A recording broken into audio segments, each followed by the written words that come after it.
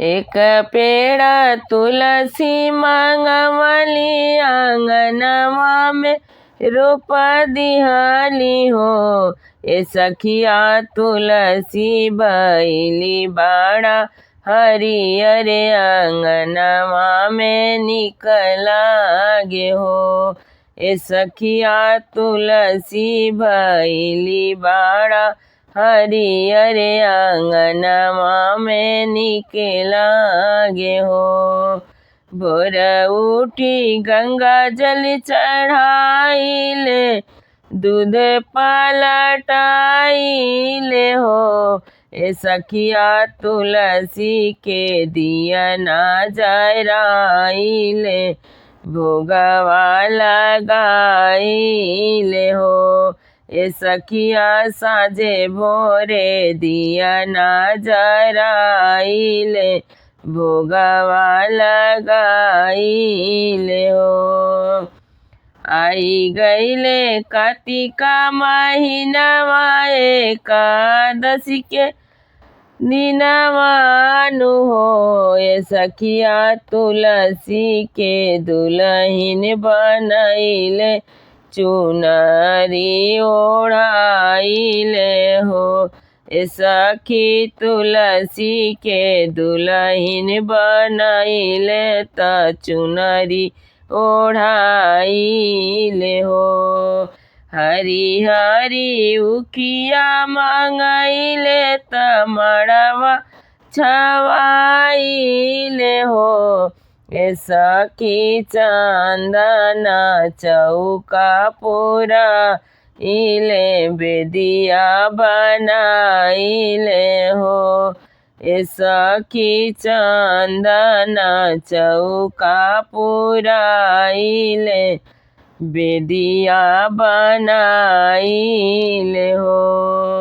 कहवा में आवेला बरतिया त कहवा में उतरेला हो।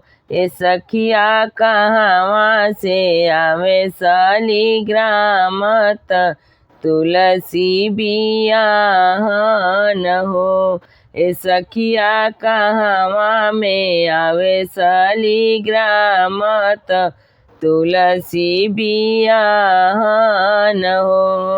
देवलोक से आवेला बरतिया त गंगा तीर उतरेला हो। ए सखिया बैकुंठ से आवे शालिग्राम त तुलसी बियाहन हो। ए सखिया बैकुंठ से आवे शालिग्राम त तुलसी बियाहन हो। काइले उतरे बरतिया कवन गहन लिहले न हो। ए सखिया काइले उतरे शालिग्राम त तुलसी बियाहन हो। ए सखिया काइले उतरे शालिग्राम त तुलसी बियाहन हो। आजन बाजन लिहले बरतिया त सोनवे गहन लिहले हो। ए सखिया से नूर लिहले उतरे शालिग्राम त तुलसी बियाहन हो।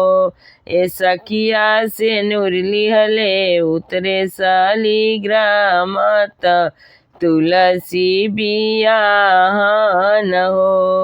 कवरिया बैठेला जन बाजन दूसर ओरिया देवालोक हो।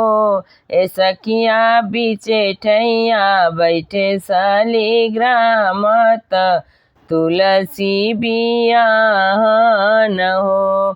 ए सखिया बीचे ठैया बैठे शालिग्राम त तुलसी बियाहन हो। बेदिया प बैठेली तुलसी मंगल सखिया गावेली हो। हे सखिया होई गईले तुलसी के बिया वात अंगना जगमग करेला हो। हे सखिया होई गईले तुलसी के बिया वात अंगना जगमग करेला हो।